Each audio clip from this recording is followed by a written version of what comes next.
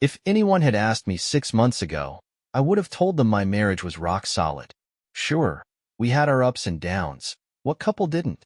But Lisa and I had built a life together. A life I thought was good, comfortable, real. Lisa and I met in college. She was studying art history, and I was a business major. I wasn't the type to notice art students. I was too focused on my classes and internships to pay attention to anyone outside my bubble. But Lisa wasn't the type of person you could ignore. She had this way of taking up space without even trying. Her laughter loud and contagious, her energy magnetic. She wore secondhand clothes and mismatched earrings, her hair always a little wild, like she'd just come from some incredible adventure. The first time I saw her, she was arguing with a professor about a painting by some obscure European artist. I don't remember what the argument was about, but I remember thinking she was the smartest, most intimidating person I'd ever met. When she caught me staring, she smiled and said, "You look like you could use some color in your life." That was Lisa, bold, unfiltered, and completely unforgettable. We got married 2 years after graduation, a small ceremony with close friends and family. I still remember the way she looked that day, her smile brighter than the sun, her hands trembling as I slid the ring onto her finger. We were so young, so sure we had the whole world ahead of us. And for a while we did. Fast forward 15 years, and we were the picture of suburban success. Lisa worked part-time as an interior designer, juggling clients and projects with a flexibility that allowed her to be there for our kids. Emily, our 16-year-old, was in her junior year of high school and already talking about college. She was bright and driven, with Lisa's confidence and my stubbornness. Jake, our 12-year-old, was still figuring himself out, but he had a knack for soccer that made his coaches call him a natural. Our house was always busy, always full of life, and I loved every chaotic minute of it. But somewhere along the way, something shifted. I didn't notice it at first. Maybe I didn't want to. The first crack was small, so insignificant I almost brushed it aside. Lisa started spending more time out of the house. "I'm meeting a new client," she'd say, or, "Emily and I are checking out this cute little boutique downtown." It didn't seem strange. Her work often took her to interesting places, and she loved spending time with Emily. But then the excuses became more frequent. Late-night meetings, last-minute trips to source materials. She bought new clothes, a little more extravagant than usual, and started wearing perfume again, the kind she used to wear when we were dating. I told myself she was just taking pride in her appearance, reclaiming a bit of her old self after years of being a mom. But I couldn't ignore the way she lingered over her phone, smiling at messages she never shared. Then she missed Jake's soccer game. It was a Saturday morning, the kind of day that used to be sacred for our family. Jake's team was playing their biggest rival, and he'd been talking about the game all week. He'd even asked Lisa to help him practice in the backyard, something that had made him light up in a way I hadn't seen in months. But when the game started, she wasn't there. "She had to meet a client," she'd said when she kissed me goodbye that morning. "I'll try to make it for the second half." But she didn't. Jake scored the winning goal, a perfect shot from midfield, and turned to the stands, looking for her. The smile on his face faded when he didn't see her. That look of disappointment hit me harder than I expected. That night, after the kids were in bed, I asked her about it. "You said you'd be there," I said, trying to keep my voice calm. "I know," she said, her expression apologetic. "I got caught up. The client had so many questions, and I lost track of time." I wanted to believe her. I really did. But something in her tone, in the way she avoided my eyes, didn't sit right. The unease lingered for days. I tried to shake it off, to focus on work and the kids, but the doubts crept in anyway. It was like trying to ignore a pebble in your shoe, small and seemingly harmless, but impossible to forget. A week later, I mentioned my concerns to my best friend, Mark. We'd known each other since college, and he was one of the few people I trusted implicitly.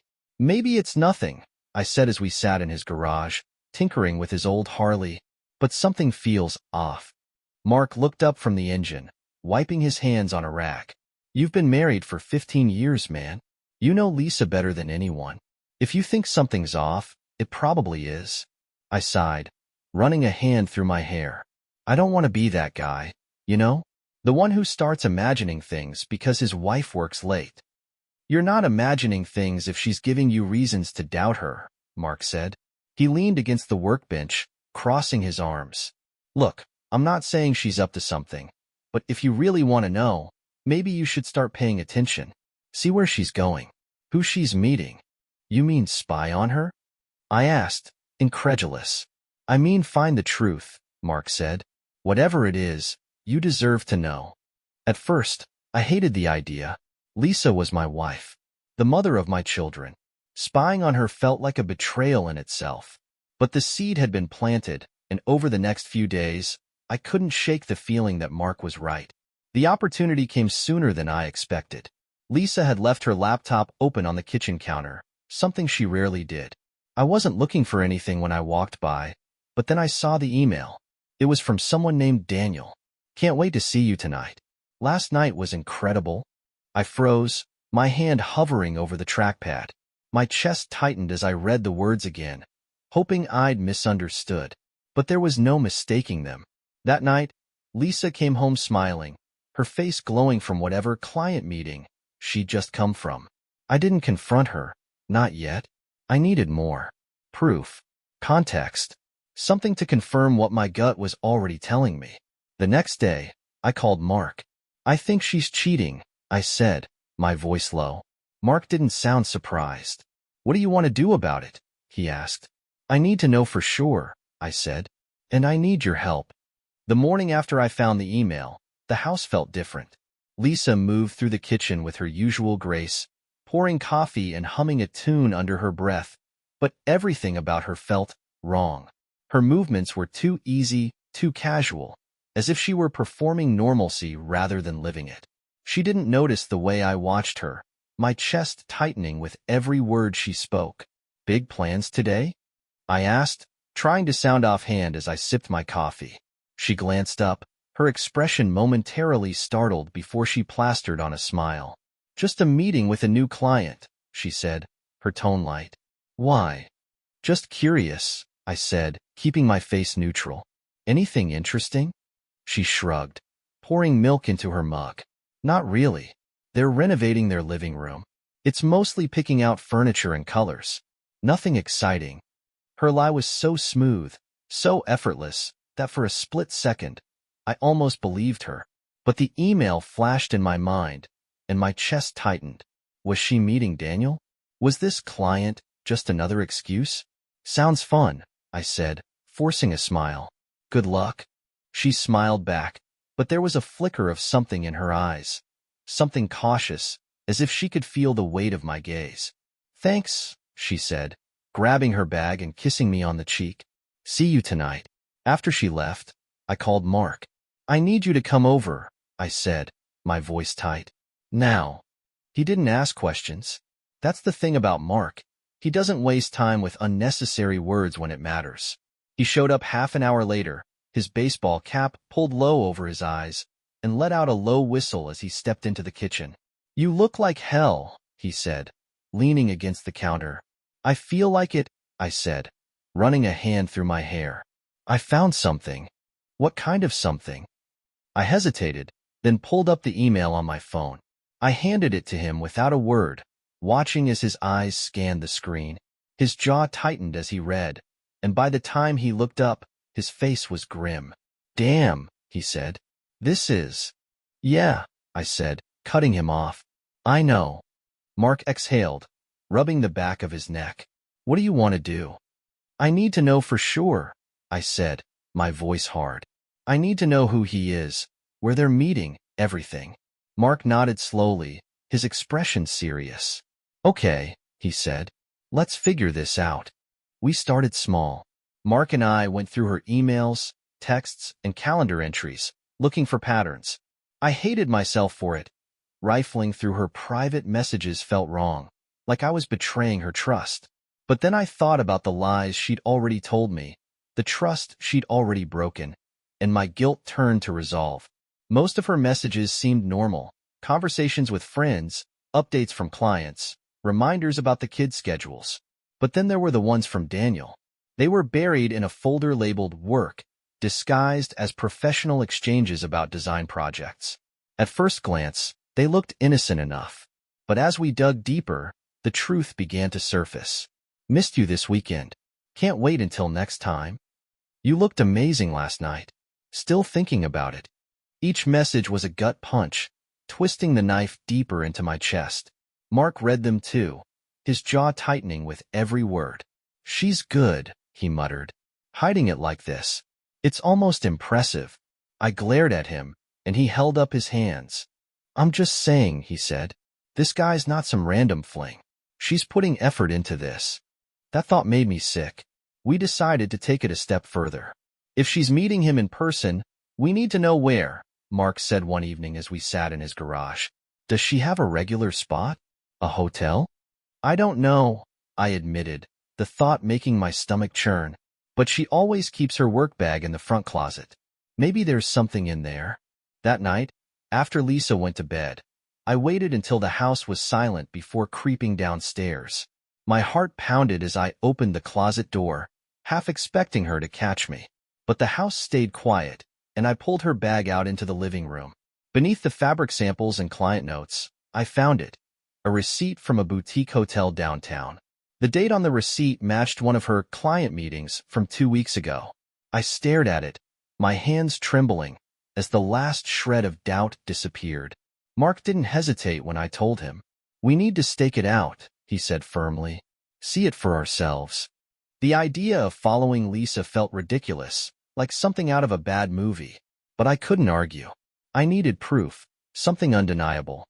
We parked across the street from the hotel the next evening, Mark's truck tucked behind a row of trees. The hours dragged by, each minute stretching into an eternity. I stared at every car that pulled into the lot, my chest tightening every time I thought I saw her. Then, at 6:30, her car appeared. She pulled into a spot near the back, stepping out in a dress I hadn't seen before. Her hair was styled, her makeup carefully done.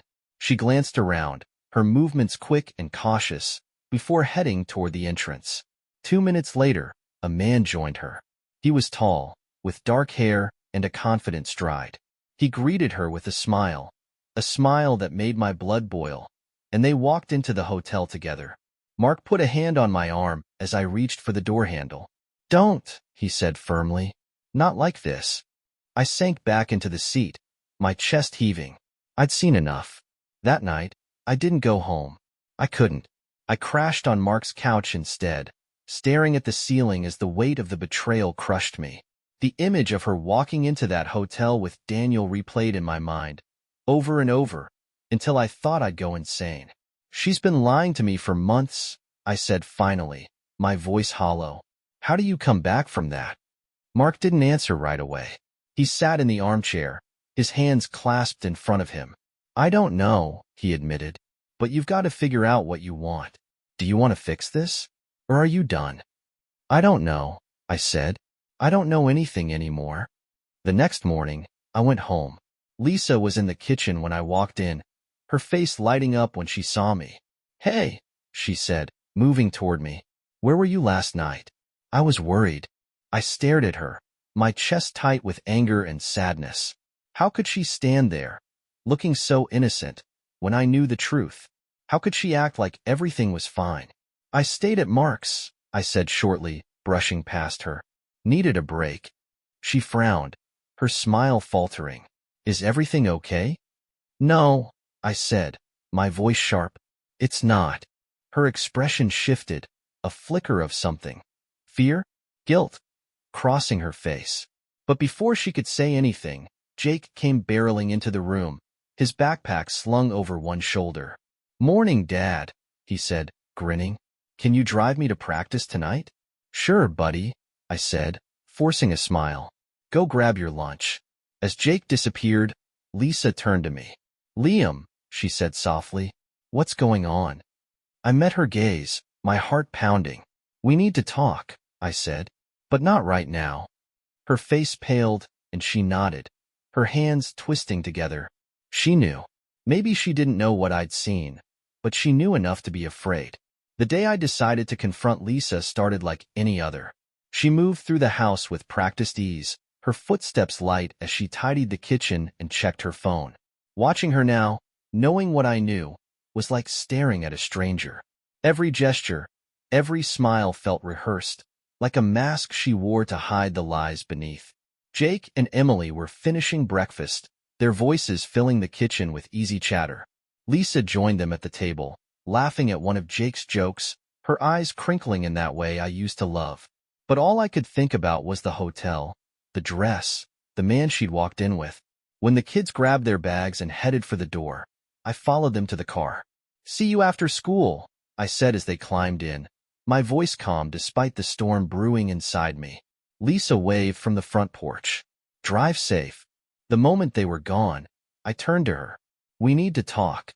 Lisa froze, her smile faltering. "Of course," she said, her voice cautious. "What's wrong?" "Inside," I said curtly, walking past her into the house. She followed me into the living room, her footsteps hesitant. I turned to face her, my chest tight with anger and heartbreak. "Who is Daniel?" I asked, my voice sharp. Her face paled, the color draining from her cheeks. "What are you talking about?" she said, her voice trembling. "Don't," I said, holding up a hand. "Don't lie to me, Lisa. I know about the emails. The hotel. I saw you with him." Her mouth opened, but no words came out. For a moment, she just stared at me, her eyes wide with shock. Then she sank onto the couch, burying her face in her hands. "I'm so sorry," she whispered. Her admission hit me like a punch to the gut. I'd been bracing for denial, for excuses, but hearing her say it, admitting it, was worse than I'd imagined. "How long?" I asked, my voice cold. "How long has this been going on?" She hesitated, her hands trembling in her lap. "A few months," she said finally. Since the spring." I clenched my fists, struggling to keep my composure. "Why?" I demanded. "Why would you do this? Was I not enough for you?" "It's not about that," she said quickly, looking up at me with tear-filled eyes. "It was never about you, Adam. I've been lost. I don't even know who I am anymore." Her words felt like knives, each one cutting deeper than the last. "So you found yourself in another man's bed?" I snapped. "That's your answer?" She flinched, her tears spilling over. "I didn't mean for it to happen," she said. "I never wanted to hurt you." "But you did," I said, my voice breaking. "You didn't just hurt me, Lisa. You destroyed everything. Our marriage, our family, our trust. You threw it all away." She sobbed, her shoulders shaking as she tried to speak. "I was so unhappy," she said, "so empty. And then Daniel came along, and he made me feel seen, like I mattered." Her words twisted in my chest, a cruel echo of every doubt I'd ever had about myself. "So this is my fault," I said bitterly. "You're unhappy, so you cheat? You don't talk to me, you don't try to fix it. You just run to someone else?" "It wasn't like that," she said, shaking her head. "I know I should have come to you, but I was scared. I didn't want to admit how broken I felt." Her excuses felt hollow, like paper crumbling in my hands. "Do you love him?" I asked, the words catching in my throat. She hesitated, and in that hesitation, I found my answer. "No," she said finally, her voice barely above a whisper. "It was never about love." I stood there, staring at her, my chest heaving. The room felt suffocating, the walls closing in around me. I wanted to scream, to throw something, to make her feel even a fraction of the pain she caused me. But I couldn't. All I could do was walk away. I went upstairs, slamming the door to our bedroom behind me. The silence that followed was deafening, broken only by the sound of her sobs echoing from the living room. I sat on the edge of the bed, my head in my hands. The memories of our life together played in my mind like a cruel montage. Our wedding day, the births of our children, the countless little moments that had defined us. How could it all mean so little to her? The rest of the day passed in a blur. Lisa stayed out of my way, her presence muted as she moved quietly through the house. I couldn't look at her, couldn't bring myself to face the woman who had shattered everything we'd built. That evening, Mark came over. I'd texted him earlier, needing someone to talk to who wasn't tangled up in the mess I'd found myself in. He sat across from me in the living room, his expression grim as I told him what had happened. "She admitted it," I said, my voice hollow. She didn't even try to deny it. Mark shook his head, leaning forward with his elbows on his knees. I'm sorry, man. I can't imagine what you're going through. I nodded, staring at the floor. I don't know what to do, I admitted. Part of me wants to pack her bags and kick her out.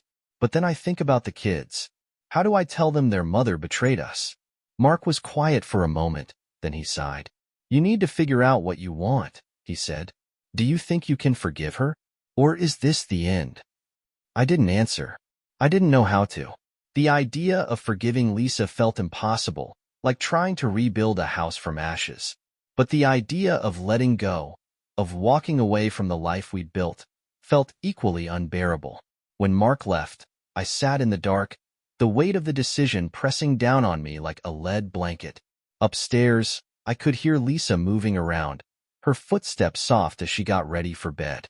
The sound was a cruel reminder of how normal everything seemed on the surface, even as the foundation of our life crumbled beneath us. I didn't sleep that night. Instead, I lay awake, staring at the ceiling and wondering if we'd ever be able to find our way back, or if we were already too far gone. The days following the confrontation were some of the longest of my life. Lisa and I moved through the house like ghosts, our conversations clipped and forced, our silences heavy with the weight of everything unsaid. The kids, thankfully, didn't seem to notice. Emily was busy with school and friends, her schedule packed with after-school activities. Jake, as usual, was absorbed in his soccer practices and video games. Their obliviousness was both a blessing and a curse. I didn't know how long we could keep this charade going. Lisa tried to reach out, but every time she did, I shut her down. Can we talk? She'd ask softly, her eyes searching mine. And every time, I'd shake my head. Not now, I'd say, and her shoulders would slump, her guilt etched into every line of her face. But guilt wasn't enough. Her tears weren't enough. Nothing felt like it could be. On the third night, I found myself sitting in the darkened living room, a glass of whiskey in my hand. The house was silent, the kids long since asleep, and Lisa upstairs in the guest room she'd quietly moved into after our confrontation. I stared at the flickering glow of the streetlights outside, the bitterness in my chest growing with every passing second. It wasn't just the betrayal that haunted me. It was the questions, the doubts, the endless replay of moments I thought I understood but now realized I didn't. Was she thinking of him when she smiled at me over dinner? When she kissed me goodbye in the mornings? How many nights had she lied about where she was, what she was doing? How many times had I looked into her eyes and seen nothing but lies staring back at me?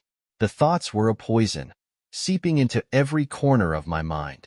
The next day, Mark showed up unannounced. He let himself in, carrying a six-pack of beer and a bag of chips. Figured you could use some company, he said, dropping the bag on the counter. I'm fine, I said, though my tone lacked conviction.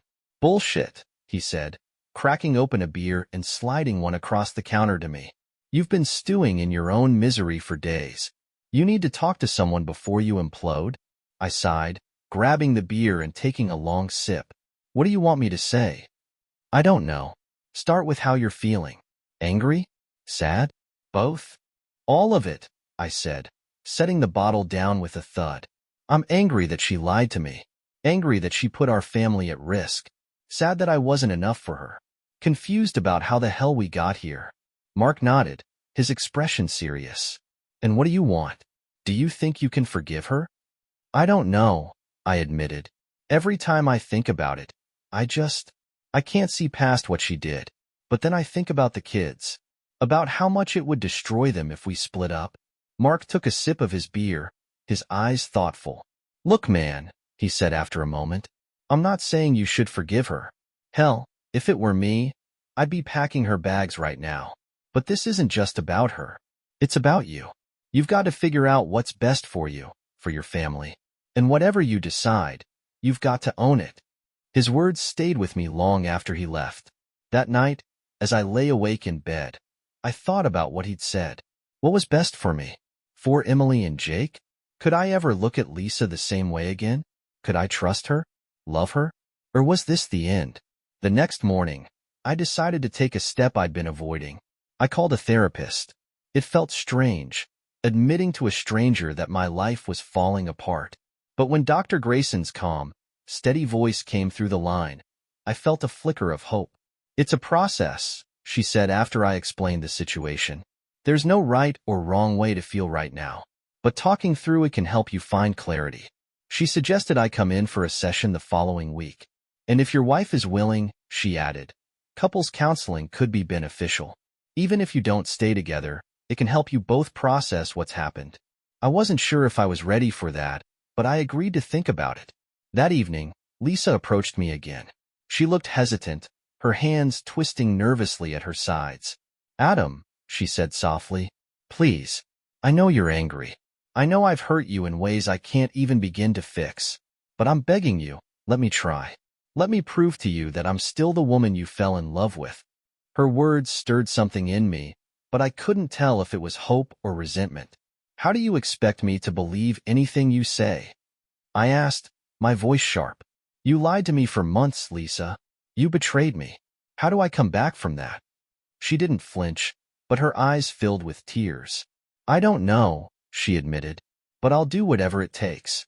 Therapy, counseling, cutting Daniel out of my life completely. Whatever you need, Adam. Just don't give up on us." I stared at her, my chest tight. Part of me wanted to believe her, to give her the chance she was begging for. But the other part, the part still raw with betrayal, wasn't ready to let go of the anger. "I'll think about it," I said finally, my voice cold. "But don't expect me to make any promises." The next week was a blur of emotions. I threw myself into work, staying late at the office to avoid going home. Mark checked in regularly, his presence a lifeline in the chaos. And then, finally, it was time for my session with Dr. Grayson. Her office was warm and inviting, the kind of place that felt safe. I sat across from her, my hands fidgeting in my lap as I tried to find the right words. "I don't even know where to start," I admitted. "Start wherever you feel comfortable," she said gently. I told her about Lisa, about the email, the hotel, the confrontation, about the anger and sadness and confusion that had taken up permanent residence in my chest. When I finished, she leaned forward, her expression kind but serious. "You're grieving," she said. "Grieving the life you thought you had, the trust you thought was unshakable. That's normal. But the important question is, what do you want moving forward?" "I don't know," I said honestly. "I don't know if I can ever trust her again." "Trust can be rebuilt," she said. "But it takes time, and it takes effort from both of you. Are you willing to try?" Her words lingered in my mind as I left her office. Was I willing to try? Could I find it in myself to fight for a marriage that felt so broken? Or was it time to walk away? That night, as I sat alone in the living room, Lisa joined me. She didn't say anything at first, just sat on the edge of the couch, her hands clasped tightly in her lap. "I know I don't deserve it," she said finally, her voice trembling, "but I love you, Adam, and I'll spend the rest of my life proving it to you if you let me." I looked at her, my chest heavy with conflicting emotions.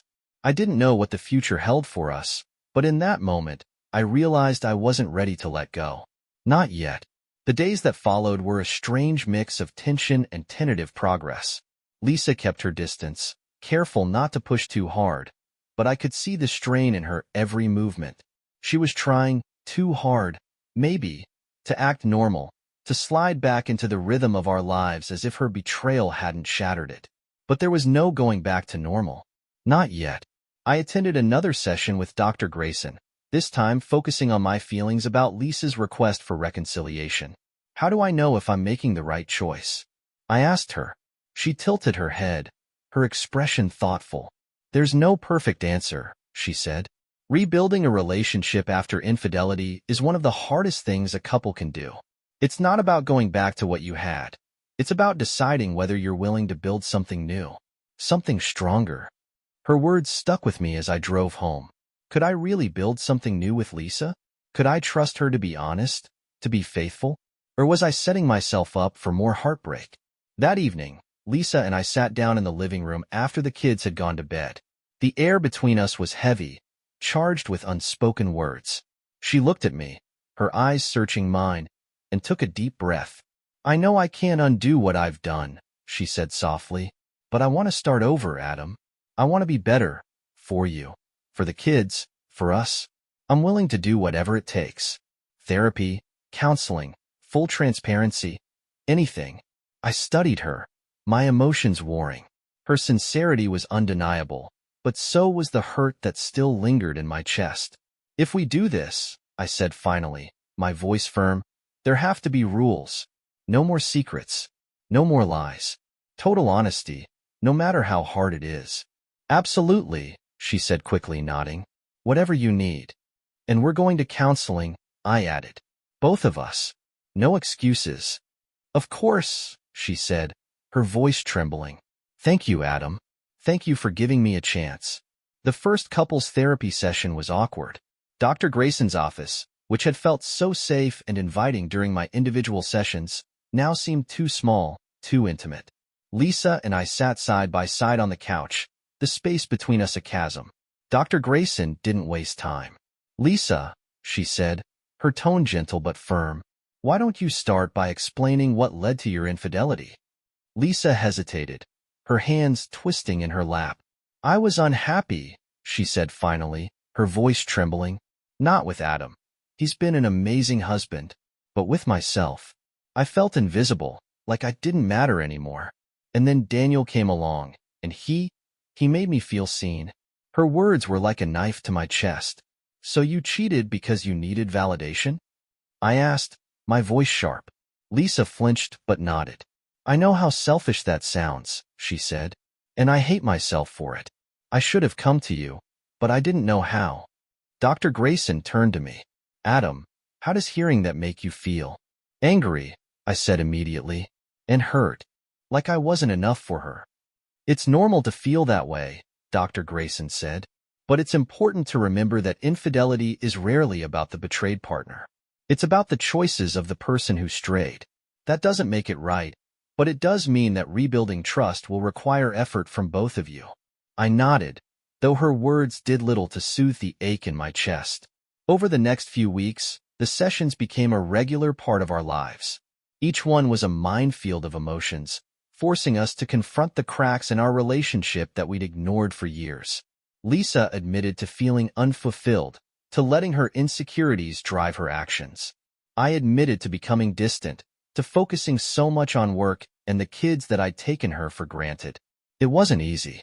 There were moments when I wanted to walk out, when the weight of her betrayal felt too heavy to carry. But each time, I stayed. Not because I was sure we'd make it, but because I needed to know I'd done everything I could to save our family. The kids, blissfully unaware of the turmoil beneath the surface, became my anchor. Emily was preparing for college, her excitement contagious as she flipped through brochures and mapped out her future. Jake was gearing up for soccer tryouts, practicing in the backyard every chance he got. Their laughter, their enthusiasm, reminded me of what was at stake. One evening, as I watched Jake kick the ball against the fence, Lisa came out to join me. She stood beside me, her arms wrapped around herself, and for a moment, we just watched in silence. I miss this, she said finally, her voice soft. Being with you. Feeling like we're a team. I didn't respond right away. I wasn't ready to say the words she wanted to hear. But I didn't move away either. Slowly, things began to shift. Lisa made good on her promise of transparency, sharing her schedule and keeping her phone in plain sight. She went to therapy on her own, working through the insecurities that had driven her actions. And I started to let my guard down, just a little. But the trust was fragile, like a glass that had been shattered and pieced back together. I still caught myself questioning her, doubting her sincerity. Every time her phone buzzed, every time she came home late, my mind went to dark places. Rebuilding trust takes time, Dr. Grayson reminded me during one of our sessions. It's a process, and there will be setbacks. The important thing is to keep moving forward, even when it's hard. One night, a month into our counseling, Lisa and I sat together on the couch, flipping through old photo albums. She pointed to a picture of us on our honeymoon, her laughter soft and wistful. We were so young, she said, so sure we had it all figured out. We were idiots, I said, though a small smile tugged at my lips. She looked at me then, Her eyes filled with a vulnerability I hadn't seen in years. "I want to get back to that," she said. "To us. Maybe not the same as we were, but better, stronger." For the first time, I felt a flicker of hope. It was strange, this fragile new version of our life. The routines were the same: work, kids, dinner. But the undercurrent of tension was unmistakable. Every interaction with Lisa felt deliberate, measured. She was careful with her words, her actions, as if afraid one misstep might send me running. I wasn't much better. I second-guessed everything, from her smiles to her apologies. Trust, I was learning, was a precarious thing to rebuild. But there were moments, small, fleeting moments, where I felt the faintest glimmer of hope. Like when Lisa sat with Jake at the kitchen table, helping him with his science project, her laugh ringing out when he made a joke. Or when she and Emily huddled together on the couch, flipping through college brochures, Lisa's arm draped protectively around her. For the first time in weeks, I allowed myself to wonder, could we actually make it through this? Therapy sessions became a cornerstone of our week. Dr. Grayson guided us through the minefield of our emotions, forcing us to confront the unspoken truths that had festered beneath the surface for years. "It's not just about what Lisa did," Dr. Grayson said during one session. "It's about why it happened and how you both contributed to the dynamic that allowed it to happen." "That doesn't excuse her," I said, my voice sharper than I intended. "Of course not," Dr. Grayson agreed. "But understanding the factors that led to this betrayal can help you prevent it from happening again, whether you stay together or not." Lisa looked at me then, her eyes filled with regret. "I let my insecurities drive me," she admitted. "I felt like I'd lost myself, and instead of turning to you, I turned to someone else. That's on me. But I want to turn to you now, Adam, if you'll let me." Her words lingered long after the session ended, swirling in my mind as I drove home. Could I let her in again? Could I risk trusting her, knowing how easily she'd broken that trust before? The breakthrough came unexpectedly during a quiet evening at home. The kids were upstairs, and Lisa and I sat at opposite ends of the couch, the TV droning softly in the background. She was flipping through a magazine, her movements absent-minded, when she suddenly looked up at me. "I want to show you something," she said. "What is it?" I asked warily. She hesitated, then reached for her phone. "My messages. My emails. Everything. I want you to see that I have nothing to hide." I stared at her, unsure of what to say. "You don't have to do that," I said finally. "I know," she said, "but I want to. I want you to know that I'm serious about rebuilding this. About us."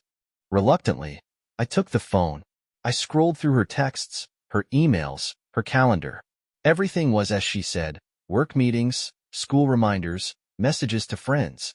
No hidden folders. No suspicious names.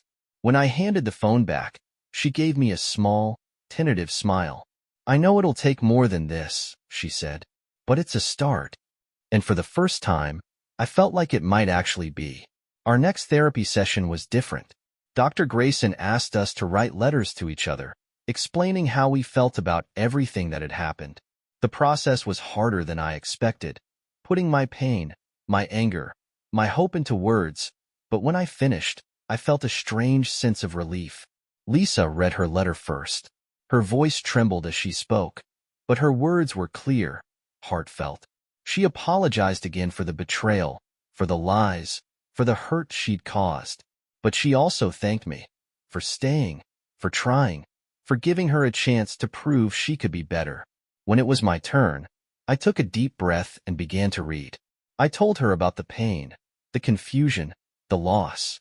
But I also told her about the love that had brought us together, the love that made me want to fight for us, even when it felt impossible. When I finished, Lisa was crying. But for the first time, I felt a flicker of something close to peace. Over the next few weeks, the cracks in our relationship began to feel less like gaping wounds and more like scars, visible but healing. Lisa and I started spending more time together, small moments that felt like tentative steps toward rebuilding what we'd lost. One evening, we went for a walk in the park near our house. The air was crisp, the sky streaked with the orange and pink hues of sunset. Lisa slipped her hand into mine, her touch hesitant but warm. I didn't pull away. I miss this, she said softly, her eyes on the horizon. Me too, I admitted. We walked in silence for a while, the sound of our footsteps mingling with the rustle of leaves in the breeze. And for the first time in months, I felt like we might actually have a chance. The kids, oblivious to the turmoil that had consumed us, became a source of unexpected strength. Emily's college applications gave Lisa and me something to focus on together, a shared goal that reminded us of the partnership we'd once had. Jake's soccer games brought moments of joy, his laughter a reminder of why we were fighting so hard to keep our family intact. One night, after tucking Jake into bed, Lisa turned to me. I know I've said this before, she said, her voice trembling, but thank you for staying, for trying. I know it hasn't been easy.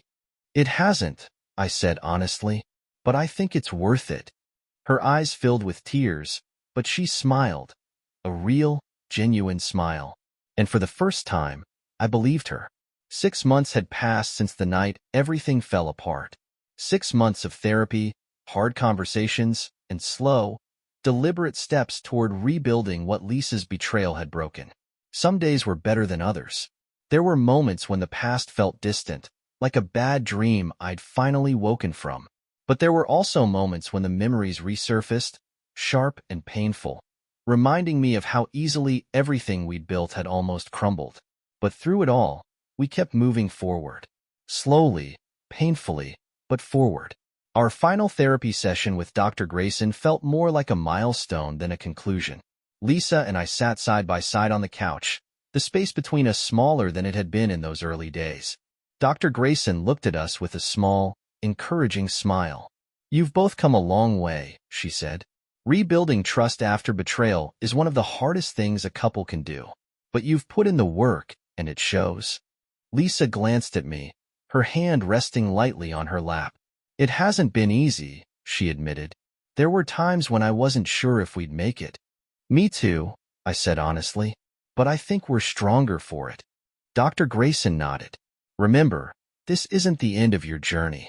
It's the beginning of a new chapter. Keep communicating, keep being honest with each other, and don't be afraid to ask for help if you need it. As we left her office, Lisa slipped her hand into mine. Thank you, she said softly, for everything. I squeezed her hand, feeling a small but undeniable sense of hope. Life didn't magically return to normal, but it started to feel more manageable. Lisa and I fell into a new rhythm, one that felt more deliberate, more conscious. We made time for each other in ways we hadn't before. Date nights, quiet moments on the couch, even simple conversations over morning coffee. It wasn't perfect, but it was real. The kids, blissfully unaware of the storm that had raged around them, continued to thrive. Emily was accepted into her first-choice college, and Jake made the travel soccer team. Watching them grow, their joy untainted by the pain Lisa and I had endured, reminded me of why we'd fought so hard to keep our family together. One evening, as we sat together in the backyard, the air filled with the soft hum of crickets, Lisa turned to me. Do you ever think about him? She asked quietly. It was the first time she brought up Daniel since our therapy sessions had ended. For a moment, I didn't know how to respond. Sometimes, I admitted, but not the way I used to. He's a part of our past. He doesn't define our future. She nodded, her gaze distant. I still hate myself for what I did, she said, for the hurt I caused you. And I hated you for a long time, I said, my voice steady. But hate doesn't fix anything. And it doesn't change the fact that I still love you. Her eyes filled with tears, and she reached for my hand. I love you too, she said, more than I can ever say. That night, as I lay awake beside her, I thought about how far we'd come. The anger and betrayal that had once consumed me had softened into something else, something quieter, but no less real. Forgiveness wasn't about forgetting. It was about choosing to move forward, despite the scars. And we were moving forward, together.